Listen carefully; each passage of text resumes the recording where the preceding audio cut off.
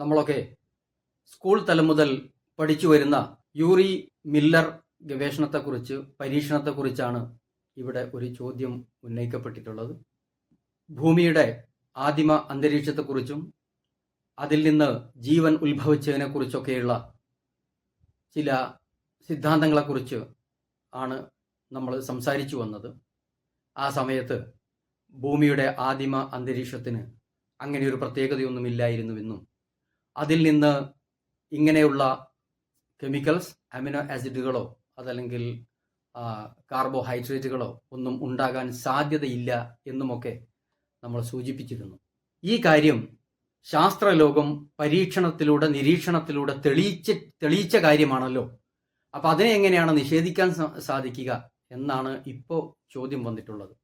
ശരിയാണ്, ഇങ്ങനെ ഒരു പരീക്ഷണത്തെക്കുറിച്ച് ചെറിയ ക്ലാസ്സുകൾ മുതൽ തന്നെ നമ്മൾ പഠിച്ചു വരുന്നുണ്ട്. ലോകത്ത് അത് നടന്നതാണ്. അതുപോലെ പല പരീക്ഷണങ്ങളും ഇതുമായിട്ട് ബന്ധപ്പെട്ട് ലോകത്ത് നടന്നിട്ടുണ്ട്. 1934 കെമിസ്ട്രിയിൽ നൊബേൽ സമ്മാനം കരസ്ഥമാക്കിയ American physical chemist Harold Cleiton Yuri എന്ന ശാസ്ത്രജ്ഞനും അമേരിക്കൻ രസതന്ത്രജ്ഞൻ തന്നെയായ സ്റ്റാൻലി ലോയ്ഡ് മില്ലറും ചേർന്ന് 1952 ചിക്കാഗോ യൂണിവേഴ്സിറ്റിയിൽ വെച്ച് നടത്തിയ ഒരു എക്സ്പെരിമെന്റ് ആണ് ഇന്ന് ലോകവ്യാപകമായി യൂറി മില്ലർ എക്സ്പെരിമെന്റ് എന്ന പേരിൽ അറിയപ്പെട്ടുകൊണ്ടിരിക്കുന്നത്.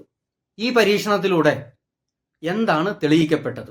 പരിണാമവിശ്വാസികളായ കുറെ ആളുകൾ പറയുന്നത് ആദിമ ജീവൻ എങ്ങനെയുണ്ടായി എന്നതിന് കൃത്യമായ മറുപടി ഈ പരീക്ഷണത്തിലൂടെ സാധ്യമായി എന്നാണ്. എന്തായിരുന്നു യഥാർത്ഥത്തിൽ ഈ പരീക്ഷണം? സ്കൂളിൽ പഠിക്കുന്ന കുട്ടികളോട് ചോദിച്ചാൽ തന്നെ ഈ കാര്യം വളരെ വ്യക്തമാണ്.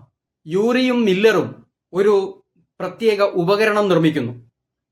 കുറെ ഗ്ലാസ് കുഴലുകൾ, ഗ്ലാസ് കൊണ്ടുണ്ടാക്കിയ ഫ്ലാസ്കുകൾ, അവയെ പരസ്പരം ഘടിപ്പിക്കാനുള്ള ട്യൂബുകൾ, ചില വാൽവുകൾ, ചില ടാപ്പുകൾ, അതുപോലെ വൈദ്യുതി കടത്തിവിടാനുള്ള ടെർമിനലുകൾ, ഇങ്ങനെ പലതും ഒരു പ്രത്യേക രീതിയിൽ സംവിധാനിച്ച് വളരെ കണിശവും കൃത്യവുമായ രീതിയിലുള്ള ഒരു ഉപകരണം ആദ്യമായി തയ്യാറാക്കുന്നു. അതിനുശേഷം ആ ഉപകരണത്തിൽ ആദിമ അന്തരീക്ഷത്തിൽ ഉണ്ടായിരുന്നു എന്ന് നേരത്തെ കെമിക്കൽ ഇവല്യൂഷൻ സിദ്ധാന്തത്തിൽ പറഞ്ഞ ചില വാതകങ്ങൾ ചേർക്കുന്നു. മീഥേന്, അമോണിയ, ഹൈഡ്രജൻ എന്നിവയൊക്കെ ഏതാണ്ട് 2:2:1 എന്ന അനുപാതത്തിൽ ജലവുമായി ചേർത്ത് ഈ ഉപകരണത്തിൽ വെക്കുന്നു. അതിനുശേഷം ആ ഉപകരണത്തിലേക്ക് അതിശക്തമായ വൈദ്യുത പ്രവാഹം കടത്തിവിടുന്നു. അത് കടത്തിവിട്ടപ്പോൾ രാസപ്രവർത്തനങ്ങൾ നടക്കുകയും അതിൻ്റെ ഫലമായി ചില കാർബോഹൈഡ്രേറ്റുകളും ചില അമിനോ ആസിഡുകളും ഉണ്ടാവുകയും ചെയ്തു എന്നാണ് ഈ പരീക്ഷണത്തിന്റെ ആകത്തുക. ഇങ്ങനെ ഒരു പരീക്ഷണം നടന്നിട്ടില്ല എന്ന് ആർക്കും അഭിപ്രായമില്ല. പരീക്ഷണം നടന്നിട്ടുണ്ട്. അത് ഇനിയും ആവർത്തിച്ച് നടത്താനും സാധിക്കും. ആ പരീക്ഷണത്തിന്റെ ഫലമായി അമിനോ ആസിഡുകളും അതുപോലെ കാർബോഹൈഡ്രേറ്റുകളും ഉണ്ടായിട്ടുണ്ട് എന്ന കാര്യത്തിലും സംശയമില്ല. കാരണം അത് ആവർത്തിച്ച് ചെയ്ത് അതിന്റെ ഫലങ്ങൾ നമുക്ക് വീണ്ടും മനസ്സിലാക്കാവുന്നതേ ഉള്ളൂ. യൂറി മില്ലർ എക്സ്പെരിമെന്റ് ലോകത്ത് നടന്നു. എന്നിട്ട് ജീവൻ ഉണ്ടായോ? പരിണാമവിശ്വാസികൾ പറയുന്നത് ജീവൻ ഉണ്ടായി, ജീവൻ ലബോറട്ടറിയിൽ സൃഷ്ടിക്കാൻ സാധിച്ചു എന്നൊക്കെ വളരെ ആവേശത്തോടു കൂടിയാണ് ചില ആളുകൾ പ്രഭാഷണം നടത്തി കാണുന്നത്. ജീവൻ ഉണ്ടായില്ല. നേരത്തെ നമ്മൾ പറഞ്ഞതുപോലെ തന്നെ ആകെ ഉണ്ടായത് കുറച്ച് അമിനോ ആസിഡുകളും കാർബോഹൈഡ്രേറ്റുകളുമാണ്. അമിനോ ആസിഡുകൾ ജീവനല്ല, ജീവിയല്ല, ജീവികളുടെ ഘടകഭാഗമാണ്, പ്രധാന ഭാഗമാണ് എന്നതെല്ലാം ശരിയാണ്. പക്ഷേ അമിനോ ആസിഡുകൾ ജീവിയാണോ? Amino acid ജീവനാണോ? ഒരിക്കലുമല്ലല്ലോ. അതുകൊണ്ട് തന്നെ ഈ പരീക്ഷണത്തിൽ ഉണ്ടായത് അമിനോ ആസിഡുകളും കാർബോഹൈഡ്രേറ്റുകളുമാണ് എന്ന് പറയുകയല്ലാതെ ജീവൻ സൃഷ്ടിച്ചിരിക്കുന്നു, ജീവൻ ഉണ്ടായത് എങ്ങനെ എന്ന് ഇതിലൂടെ മനസ്സിലായിരിക്കുന്നു എന്നൊക്കെ പറഞ്ഞാൽ ശുദ്ധ ബോഷ്കാണ് എന്നല്ലാതെ മറ്റൊന്നും അതിനെക്കുറിച്ച് നമുക്ക് പറയാനില്ല. ഇത്രയധികം വിഡ്ഢിത്തം ഈ ആധുനിക കാലഘട്ടത്തിലെ ബുദ്ധിമാന്മാരിൽ ബുദ്ധിമാന്മാരായ ആളുകൾക്ക് സംഭവിക്കുമോ എന്നാലോചിക്കുമ്പോഴാണ് നമുക്ക് അത്ഭുതം തോന്നുക. ജീവൻ ഉണ്ടായില്ല, ജീവികൾ ഉണ്ടായില്ല. എന്താണ് ഈ അമിനോ ആസിഡ്? നമുക്കറിയാം, പ്രോട്ടീനുകൾ നിർമ്മിക്കാൻ ഉപയോഗിക്കുന്ന അതിന്റെ ഘടകങ്ങളാണ്, ആ പ്രോട്ടീന്റെ ഘടകങ്ങളാണ് അമിനോ ആസിഡ്. അമിനോ ആസിഡുകൾ കൂടി ചേർന്നിട്ടാണ് പ്രോട്ടീൻസ് ഉണ്ടാവുക എന്ന കാര്യമൊക്കെ നമുക്ക് അറിയാവുന്ന ഒരു കാര്യം തന്നെയാണ്. അതിനെ നമ്മൾ ജീവൻ ഉണ്ടായി എന്നെങ്ങനെയാണ് പറയാ? ചോദിക്കട്ടെ, നമ്മുടെ നാടുകളിൽ കണ്ടുവരുന്ന ഫാർമസികൾ അഥവാ മരുന്ന് ഷോപ്പുകൾ, ആ മരുന്ന് ഷോപ്പുകളിൽ പല തരത്തിലുള്ള അമിനോ ആസിഡുകളും നമുക്ക് കാശ് കൊടുത്താൽ വാങ്ങാൻ കിട്ടും. അത് ടാബ്ലറ്റ് രൂപത്തിലും മറ്റുമൊക്കെയായി അവിടെ വിൽപ്പനക്ക് വെച്ചിട്ടുണ്ട്. രോഗചികിത്സയുടെ ആവശ്യാർത്ഥമോ അതല്ലെങ്കിൽ ആരോഗ്യത്തിന് വേണ്ടിയുള്ള സപ്ലിമെന്റായോ ഒക്കെ ആളുകൾ അമിനോ ആസിഡുകൾ ഉപയോഗിക്കുന്നുണ്ട്. അപ്പോ മെഡിക്കൽ ഷോപ്പിലെ അലമാരകളിൽ അമിനോ ആസിഡ് ഉണ്ട്. അതിനർത്ഥം മെഡിക്കൽ ഷോപ്പിലെ അലമാരയിൽ ജീവികളുണ്ട് എന്നാണോ? അവിടെ ജീവനുണ്ട് എന്നാണോ? അതുകൊണ്ടാണ് പറഞ്ഞത്, ആദിമ ഭൂമിയിൽ ജീവനുണ്ടായത് എങ്ങനെ എന്നതിനെക്കുറിച്ച് ഉള്ള കെമിക്കൽ ഇവല്യൂഷൻ സിദ്ധാന്തത്തിന്റെ തെളിവ് എന്ന രൂപത്തിൽ യൂറി മില്ലർ പരീക്ഷണത്തെ നാം അവതരിപ്പിക്കുകയാണെങ്കിൽ പോലും ജീവനുണ്ടായി എന്നതിന് അത് തെളിവാകുന്നില്ല. അമിനോ ആസിഡുകളും കാർബോഹൈഡ്രേറ്റുകളും ഇങ്ങനെയുള്ള പരീക്ഷണത്തിലൂടെ ഉണ്ടാക്കിയെടുക്കാം എന്ന് മാത്രമേ അതിൽ നിന്ന് നമുക്ക് മനസ്സിലാക്കാൻ സാധിക്കുകയുള്ളൂ. പരിണാമ വിശ്വാസികളെ സംബന്ധിച്ച് ആദിമമായി അവർക്കൊരു ജീവൻ ഉണ്ടാകണം, അവർക്കൊരു ജീവി എങ്ങനെയെങ്കിലും ഉണ്ടായി കിട്ടണം, എങ്കിൽ മാത്രമേ അതിൽ പിന്നീട് പരിണാമം വന്ന് ഇന്ന് എത്തി നിൽക്കുന്ന നിലയിലേക്ക് പരിണാമത്തിന്റെ വടവൃക്ഷം വളർന്നു വരികയുള്ളൂ. അതിനുവേണ്ടി എന്തിനേയും അനുകൂലമായ തെളിവാക്കി മാറ്റുക എന്ന ഒരു കാര്യം വർഷങ്ങളായി പരിണാമ വിശ്വാസത്തിന്റെ ലോകത്ത് നടന്നു വരുന്നുണ്ട്. ഒരൊറ്റ ഉദാഹരണം, നമ്മുടെ കേരളത്തിൽ ഈ അടുത്ത് ഞാനൊരു വീഡിയോ കാണുകയുണ്ടായി. ഒരു അടിയുറച്ച പരിണാമ വിശ്വാസി, സ്വതന്ത്ര ചിന്തകൻ എന്നൊക്കെ ലേബിളിൽ അറിയപ്പെടുന്ന ഒരു വ്യക്തി നടത്തുന്ന ഒരു ചാനലാണ്. അതിനകത്ത് അദ്ദേഹം ഒരു കാര്യം വളരെ ഭാവുകത്വം നിറഞ്ഞ രീതിയിലൊക്കെ അവതരിപ്പിക്കുന്നുണ്ട്. അതിൽ അദ്ദേഹം പറയുന്നത്, അമേരിക്കൻ ശാസ്ത്രജ്ഞനായ ജോൺ ക്രേഗ് വെൻഡർ ജീവൻ ഉണ്ടാക്കി അല്ലെങ്കിൽ ജീവിയെ ഉണ്ടാക്കിയിരിക്കുന്നു. ആദിമ ജീവൻ ഉണ്ടായി ഇത് എങ്ങനെ എന്ന് മാത്രമല്ല, പരീക്ഷണശാലകളിൽ ജീവികളെ ഉൽപ്പാദിപ്പിക്കാൻ ആധുനിക ശാസ്ത്രത്തിന് സാധിക്കുന്നുണ്ട് എന്ന് കേൾവിക്കാരെ, പ്രേക്ഷകരെ മനസ്സിലാക്കി കൊടുക്കാൻ വേണ്ടിയിട്ടാണ് അദ്ദേഹം ഈ പെടാപാടൊക്കെ പെടുന്നത്. ജോൺ ക്രേഗ് വെൻഡർ അമേരിക്കൻ ജനിതക ശാസ്ത്രജ്ഞനാണ്, ബയോടെക്നോളജിസ്റ്റ് ആണ്. അദ്ദേഹം ചില ഗവേഷണങ്ങൾ നടത്തിയിട്ടുണ്ട്, പരീക്ഷണങ്ങൾ നടത്തിയിട്ടുണ്ട്, എല്ലാം ശരിയാണ്. പക്ഷെ ഏതെങ്കിലും ഒരു പരീക്ഷണത്തിൽ താൻ ജീവൻ സൃഷ്ടിച്ചു, താൻ പുതിയതായി ജീവിയെ ഉണ്ടാക്കി എന്ന് അത് നടത്തിയെന്ന് ഇവരൊക്കെ പറയുന്ന ജോൺ ക്രേഗ് വെൻഡർ അദ്ദേഹം അവകാശപ്പെട്ടിട്ടുണ്ടോ? ഗവേഷണവും പരീക്ഷണവും ഒക്കെ നടത്തിയ വ്യക്തിക്ക് അങ്ങനെ ഒരു അവകാശവാദമില്ല.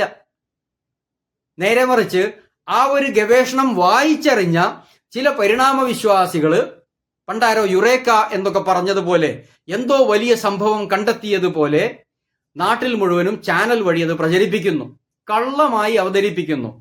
ഒരുപക്ഷെ ഞാൻ ഈ സൂചിപ്പിക്കുന്ന ഈ ഒരു ചാനൽ, ഇതുപോലെ ചില ചാനലുകൾ നമ്മുടെ കേരളക്കരയിൽ പ്രവർത്തിച്ചു വരുന്നുണ്ട്.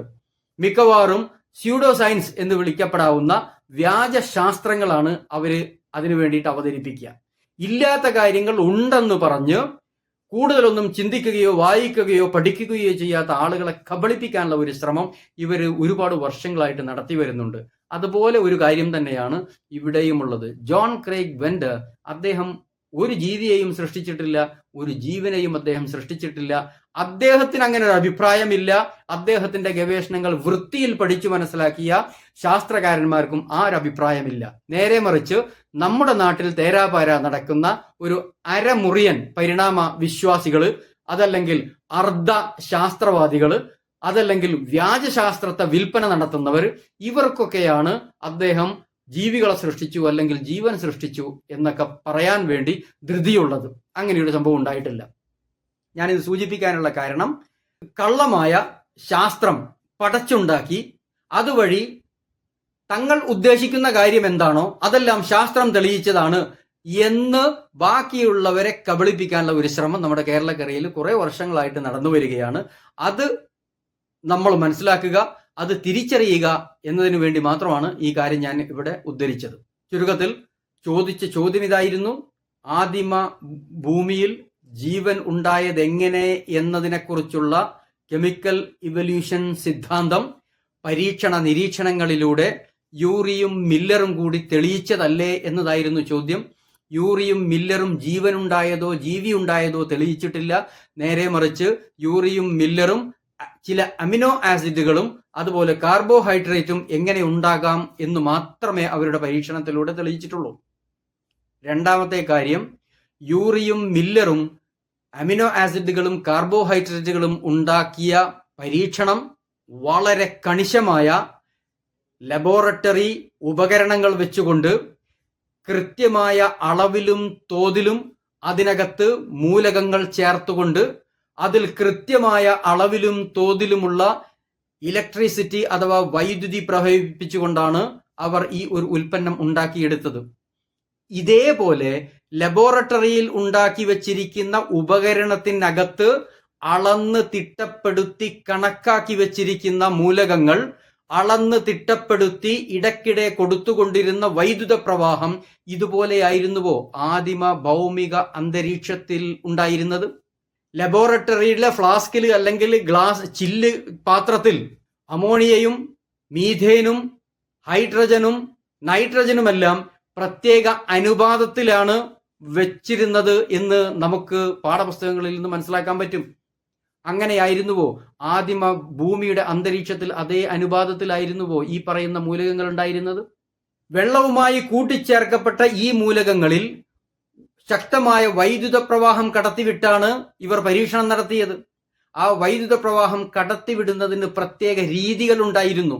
മിനിറ്റുകളോളം മണിക്കൂറുകളോളം വൈദ്യുതം പ്രവഹിപ്പിക്കുകയല്ല, ആ പ്രവാഹം കൃത്യമായ ഇടവേളകളിൽ കൃത്യമായ ശക്തിയിലാണ് അത് പ്രവഹിപ്പിച്ചിരുന്നത്. അങ്ങനെയായിരുന്നുവോ ആദിമ ഭൂമിയുടെ അന്തരീക്ഷത്തിൽ സൂര്യനിൽ നിന്നുള്ള അൾട്രാവയലറ്റ് കിരണങ്ങൾ വന്നിരുന്നത്? അതല്ലെങ്കിൽ ഇടിമിന്നലിൽ നിന്ന് വൈദ്യുതി ഉണ്ടായിരുന്നത് ഈ കൃത്യമായ അളവ് തിട്ടപ്പെടുത്തിക്കൊണ്ടായിരുന്നു? ഒരിക്കലും അല്ലല്ലോ. അപ്പോൾ ഒരു കെമിക്കൽ ലബോറട്ടറിയിൽ വെച്ച് നടന്ന ഒരു പരീക്ഷണം അത് ആദിമ ഭൂമിയിലും അങ്ങനെ തന്നെയായിരുന്നു എന്നൊക്കെ പറയുന്നത് മനുഷ്യബുദ്ധിയോട്, ഏറ്റവും ചുരുങ്ങിയത് കെമിസ്ട്രിയിൽ അല്പസ്വല്പമെങ്കിലും പരീക്ഷണം എന്താണെന്ന് മനസ്സിലാക്കിയിട്ടുള്ള സ്കൂൾ വിദ്യാർത്ഥികൾക്ക് പോലും മനസ്സിലാക്കിയെടുക്കാൻ പറ്റാത്ത ഒരു വാദമാണത്. അപ്പോൾ ലബോറട്ടറിയിൽ നടക്കുന്ന പരീക്ഷണങ്ങൾ അത് വളരെ കൺട്രോൾഡായ പരീക്ഷണങ്ങളാണ്. അതിന് അളവുണ്ട്, അതിന് തോതുണ്ട്, എല്ലാമുണ്ട്. പക്ഷേ ആദിമ ഭൂമിയുടെ അന്തരീക്ഷത്തിൽ അത് ഇങ്ങനെ ഒരു ലബോറട്ടറിയിലെ ഉപകരണത്തിലെ ഫ്ലാസ്ക് പോലെയോ പാത്രം പോലെയോ ആയിരുന്നില്ലല്ലോ ആദിമ ഭൂമിയുടെ അന്തരീക്ഷം. അവിടെ ഇങ്ങനെ കൃത്യമായ തോതിലും അളവിലുമായിരുന്നില്ലല്ലോ മൂലകങ്ങൾ ഉണ്ടായിരുന്നതും വൈദ്യുതി പ്രവഹിച്ചിരുന്നതും. അതുകൊണ്ട് തന്നെ ഇത് താരതമ്യം ചെയ്തുകൊണ്ട് ഇങ്ങനെയായിരുന്നു പണ്ട് ഭൂമിയിൽ സംഭവിച്ചത് എന്ന് പറയുന്നതിലും ശാസ്ത്രീയമായി ഒരു അടിത്തറയുമില്ല എന്ന കാര്യവും കൂടി നമ്മൾ മനസ്സിലാക്കുക. അപ്പോ പരീക്ഷണങ്ങൾ നടന്നിരുന്നു എങ്കിൽ പോലും ആ പരീക്ഷണം ആദിമ ഭൂമിയുടെ അന്തരീക്ഷവുമായി താരതമ്യം ചെയ്യാൻ കഴിയില്ല. ഇനി അങ്ങനെയെല്ലാം സംഭവിച്ചാൽ പോലും ആകെ ഉണ്ടായത് ഏതാനും ചില അമിനോ ആസിഡുകളും കാർബോഹൈഡ്രേറ്റുകളുമാണ്. അതല്ലാതെ ജീവിയെയോ ജീവനെയോ സൃഷ്ടിക്കാൻ ഒരു പരീക്ഷണത്തിനും സാധിച്ചിട്ടില്ല.